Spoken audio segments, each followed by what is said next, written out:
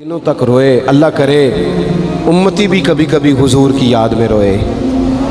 एक तो ये हमारी महफिलें हैं ना जिनमें मजबूर कर देता है ख़तीब वाइज़ नात खां, तो मजबूरन भी सुभान अल्लाह कहनी पड़ती है। काश कभी घर में बैठे बैठे भी दिल करे और हम किसी नात खां के दरवाज़े पे स्पेशल जाके दस्तक दें और उसे कहें दिल बड़ा परेशान है, मदीने वाले की कोई नात तो सुना।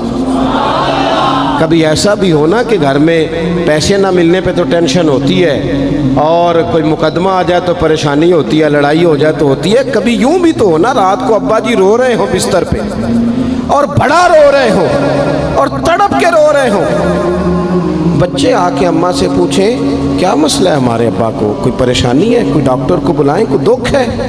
अम्मा कहती है जाओ तुम्हारे वाली बात नहीं। बच्चे इसरार करके कहते हैं नहीं अम्मा बता तो सही मसला क्या है। तो अम्मा ठंडी आह भर के कहती है पुत्र तुम्हारे बाप को ना नबी पाक का मदीना याद आता है, जिन्नू वेख के ठरदियां अखियां ने ते जिन्नू वेख के ठरदा सीना है। रब्बा तेरी सारी खुदाई च एक ही ते शहर मदीना है। पैसे जितने आगे जी इन्ने ही बड़े ने उन्ना सुटियो थोड़ी मेहरबानी। असी किड्डी समझदार कौम आ, पहले आप ही खिलारी देने फिर आप ही इकट्ठी करी देने। कैसी बात है। गौस पाक की महफिल में लोग बंदे गिनते थे, तौबा किस किस ने की। हमारी महफिलों में लोग नोट गिनते हैं और स्पेशल बंदे रखे हुए नोट गिनने के लिए। बस करें यार, छोड़ दें, बड़ा हो गया ये काम हमारी। सुने जी सुने, अल्लाह खुश रखे, अल्लाह आपको खुश रखे। और मेरे भाई अल्लाह जज़ात सुने, हमें जो कुछ दीन ने दे दिया है वो हमारी औकात से पहले ही बड़ा ज़्यादा है। तो ये नोट छोड़ तो ये तो बात ही पीछे रह गई है। सानू तख्त हज़ारे दी लोड़ की है, नाले की लगे शहर बमोल दे नाल असी अपनी बाल के सेकने सानू की लगे किसी और दे नाल। ये छोड़ दें ये काम, ये कोई इतना मुनासिब नहीं लगता। अल्लाह जज़ाए खैर दे। आप तवज्जो करें क्या अर्ज़ कर रहा हूँ। तो शदीद हुजूर सैयद आलम सल्लल्लाहु अलैहि वसल्लम रो रहे हैं आजमाइश में।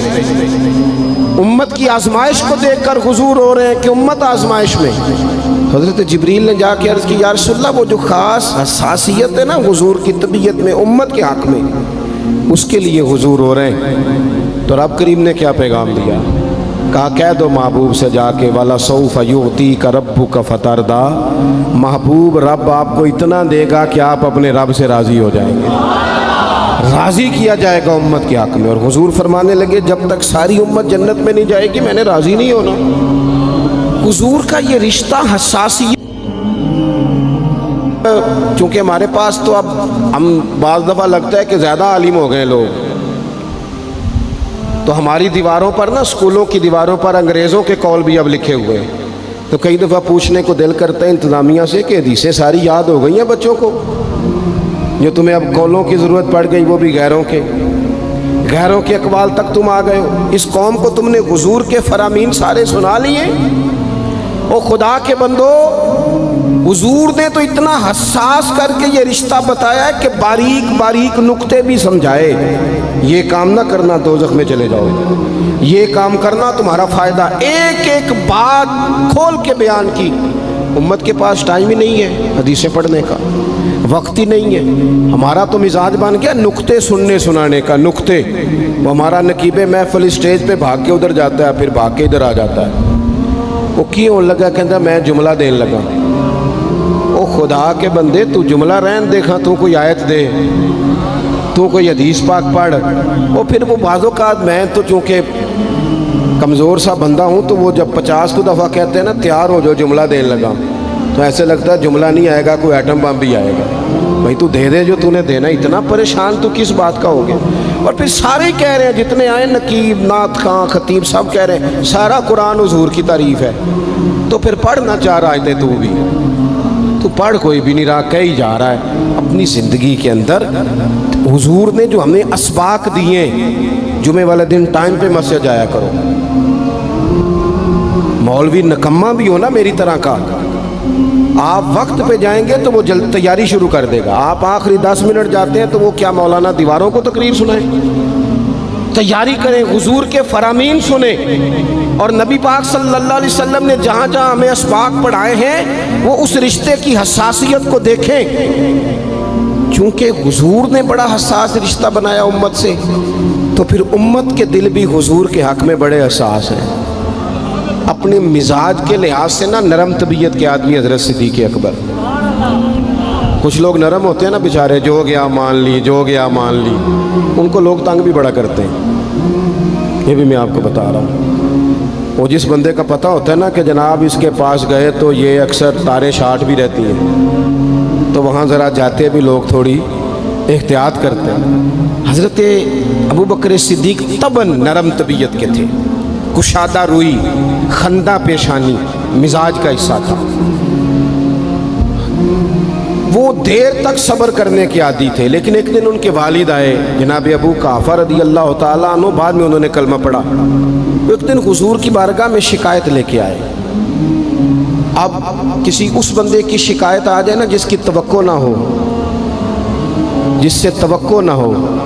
کسی نے کہا تھا نا کہ تجھ سے شکوہ نہیں بے وفائی کا، پر تجھ سے امید بے تحاشا تھی۔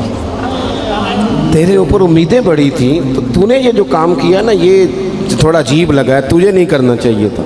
کوئی اور کر دیتا تو چلو بات اتنی سخت نہیں تھی، تجھے نہیں کرنی چاہیے تھی، تیری بنتی نہیں تھی۔